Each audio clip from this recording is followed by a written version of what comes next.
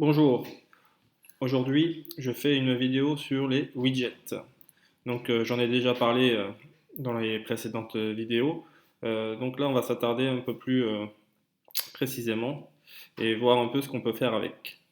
Donc là je me suis mis donc sur un site, blog du modérateur. Euh, donc là bon, on peut voir que là on est sur la page d'accueil. Donc là il y a les différents articles.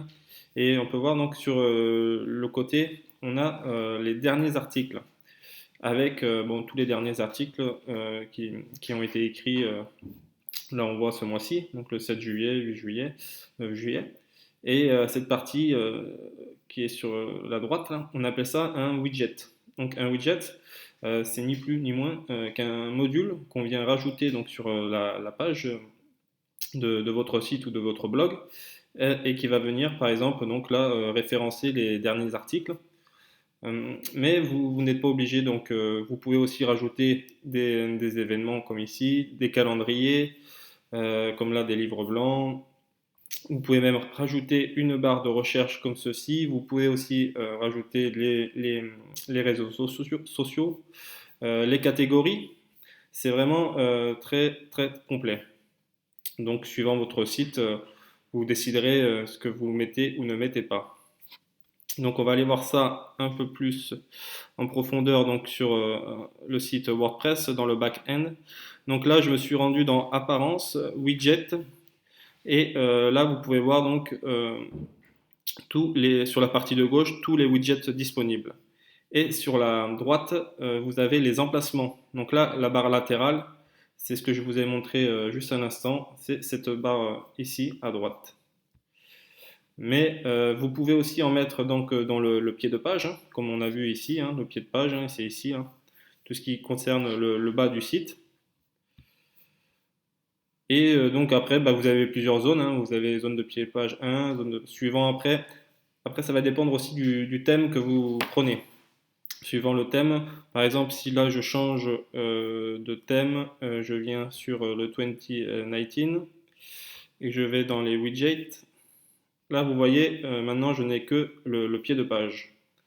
Donc après, ça dépend du thème. Je vais me remettre sur le thème de Divi, puisqu'il est plus complet. Et je vais donc faire le tour un peu des widgets.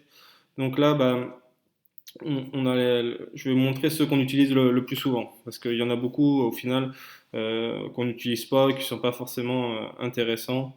Donc voilà. Je pense que le plus important, ça serait celui-là, donc article récent. Donc il va répertorier référencer donc tous vos derniers articles et les installer. En fait, ça qu'il faut comprendre, c'est qu'il va les installer automatiquement.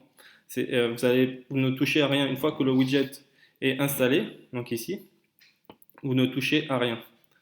Ensuite, les catégories. Donc, si vous voulez, par exemple, que votre utilisateur puisse naviguer dans vos différentes catégories, vous mettez ce widget-là. Donc, les commentaires récents. Donc ça, pas la peine d'expliquer. Galerie, donc ça c'est tout ce qui concerne les images. Si vous voulez mettre une galerie d'images. Le HTML personnalisé, ça c'est plus professionnel, donc on va pas trop s'attarder là-dessus. C'est un niveau avancé, on va dire.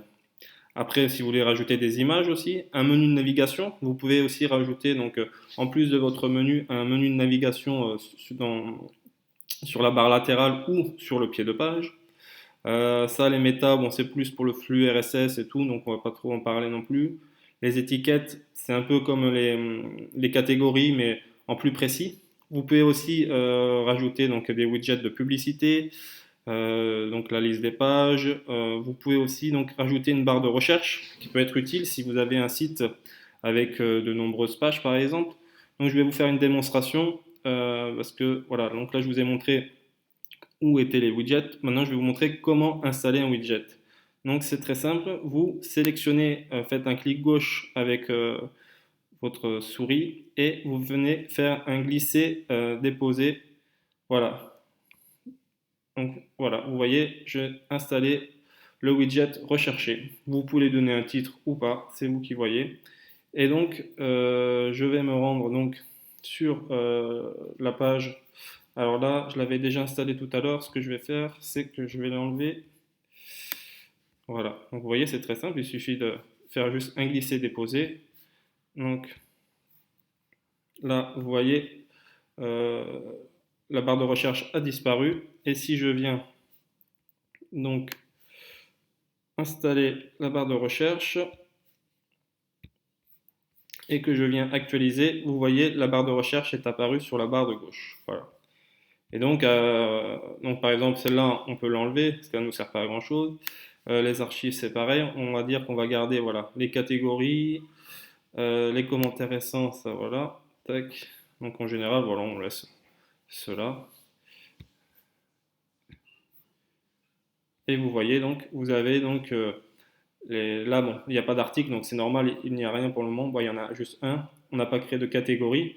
Mais voilà, imaginez que si vous avez donc plusieurs catégories, plusieurs articles, ils vont tous venir ici.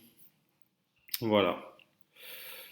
Vous pouvez aussi rajouter donc des vidéos, du texte et même vous pouvez rajouter des pubs. Donc ça peut être pas mal si vous faites par exemple du Google AdSense ou autre. Voilà. Je pense que j'ai fait le tour. Si vous avez d'autres questions, n'hésitez pas à me laisser un commentaire. Très bonne journée à vous. Au revoir.